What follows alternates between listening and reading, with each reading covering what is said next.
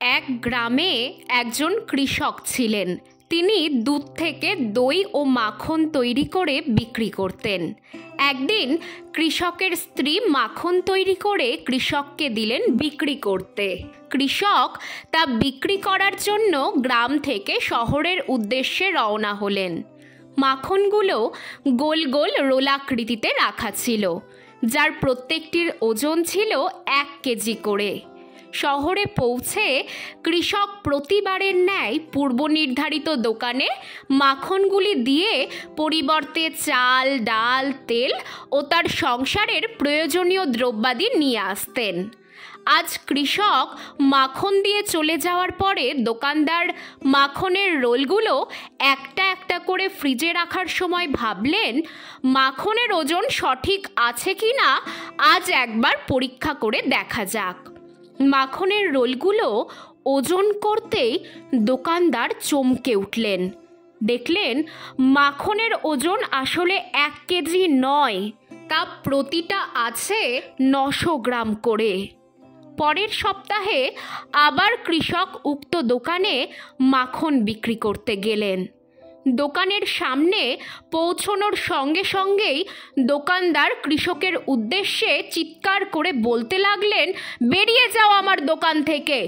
এবার থেকে কোনো বেইমান চিটিংবাজের সাথেই ব্যবসা করো। আমার দোকানে আর কোনো দিন পা রাখবে না তুমি। 900 গ্রাম মাখন 1 কেজি বলে বিক্রি করা লোকটার মুখ আমি দেখতে চাই না। কৃষক বিনম্রভাবে কম্পিত স্বরে দোকানদারকে বললেন, দাদা, দয়া করে রাগ করবেন না। আসলে আমি খুবই গরিব মানুষ। দাড়িপাল্লার বাটখারা কেনার মতো পয়সা আমার নেই। তাই আপনার থেকে প্রতিবার যে 1 কেজি করে চিনি নিয়ে যেতাম, সেটাই দাড়িপাল্লার এক পাশে রেখে অন্য পাশে মাখনের রোল মেপে নিয়ে আসতাম।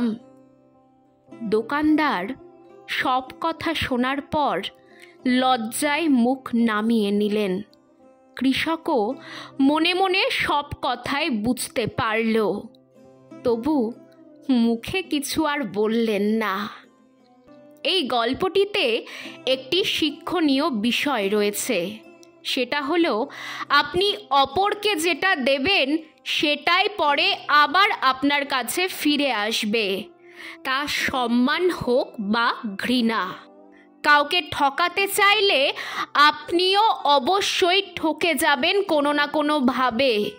এটাই বাস্তব। উপরে একজন বসে আছেন, উনি আপনার সব গতিবিধি খেয়াল করছেন পুঙ্খানুপুঙ্খভাবে। কথাই আছে না, যেমন কর্ম তেমন তার ফল। আপনি নিজেই নিজের প্রতিচ্ছবি।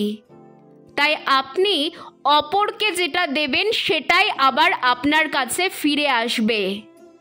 ঠিক যেমন দোকানদার ফিরে পেল, ঠিক একইভাবে আপনিও ফিরে পাবেন।